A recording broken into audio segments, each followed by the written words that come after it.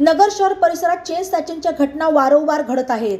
Moped गाडीवर बहिणीबरोबर चाललेल्या महिलेच्या गळ्यातील 1 तोळा वजनाची सोन्याची चेन पाठीमागून मोटरसायकलवर आलेल्या चोरट्याने हिसका मारून तोडून नेल्याची घटना बुधवारी 24 एप्रिलला रात्री 8च्या सुमारास केडगाव बायपास रोडवर घडली।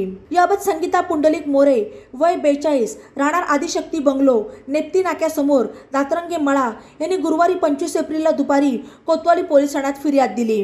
या फिर्यादीवरून पोलिसांनी अज्ञात चोरट्याविरुद्ध भारतीय दंडविधान कलम 394 प्रमाणे गुन्हा दाखल केला। दरम्यान नगर शहर परिसरात गेल्या महिनाभरापासून चेन स्नॅचिंगच्या घटना वारंवार घडत आहेत। मागील आठवड्यात मार्केट यार्ड मागील चैतन्य कॉलनीत सायंकाळी वॉकिंगला चाललेल्या महिलेच्या गळ्यातील 2.25 तोळ्याचे सोन्याचे मंगळसूत्र पाठीमागून आलेल्या अनोळखी इसमाने बळजबरीने हिसका मारून तोडून नेल्याची घटना घडली। त्यानंतर पुन्हा तसाच काहीसा प्रकार मागील शुक्रवारी तारकपूर परिसरात घडला। वारंवार होणाऱ्या घटनांमुळे शहर परिसरात महिलांना घराबाहेर पडणे मुश्किल झाले आहे। महिला वर्गात भीतीचे वातावरण पसरले असून पोलिसांनी या चोरट्याचा बंदोबस्त करावा अशी मागणी होत आहे। बातम्यांसाठी ई नवा मराठा YouTube चॅनलला सबस्क्राइब करा आणि बेल आयकॉनवर प्रेस करा।